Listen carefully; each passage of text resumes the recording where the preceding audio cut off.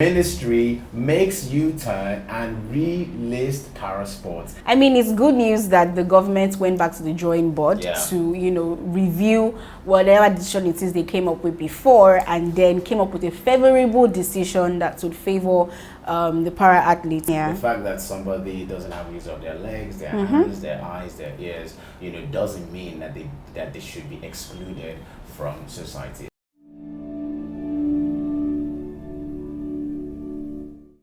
All right, we actually have good news on Trailing Stories on Tea or Coffee this morning concerning the para athletes who were protesting to ask for their inclusion in the games. My name is Ade Oyepo. And my name is Mudupe Jacobs. Welcome to Trailing Stories.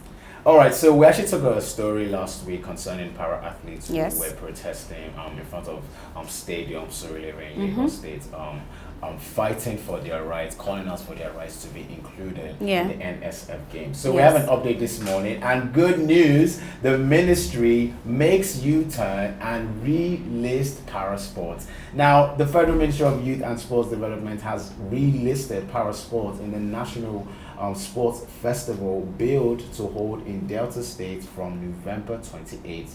This comes 6 days after the National Council on Sports had made moves to remove para sports from the country's biggest sports competition.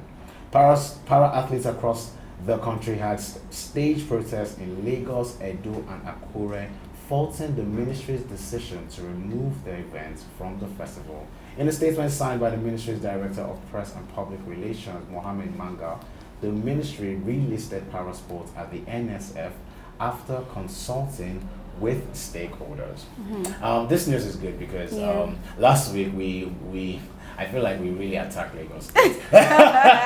We said that, and those things that we said last week are very true. Very. And they still need to be paid attention to. Some of the things that we mentioned last week were that the mega city, which is Lagos State, needs to do more in including especially able people into their society. Do more in terms of stricter policies for buildings to have wheelchair accessible rifts into their buildings and things like this. Just a more inclusive environment.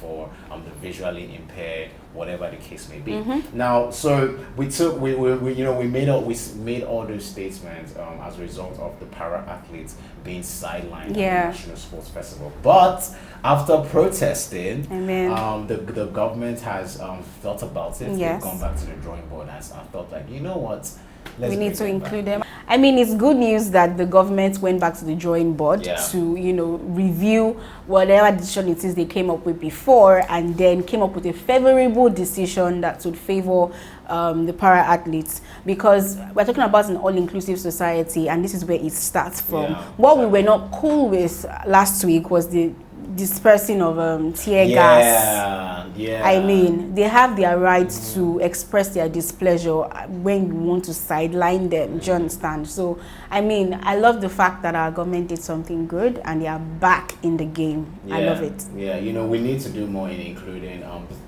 as said the last time we took the story, the fact that somebody doesn't have use of their legs, their hands, their eyes, their ears, doesn't mean that they should be excluded from society. This has been Trailing Stories on Tea or Coffee.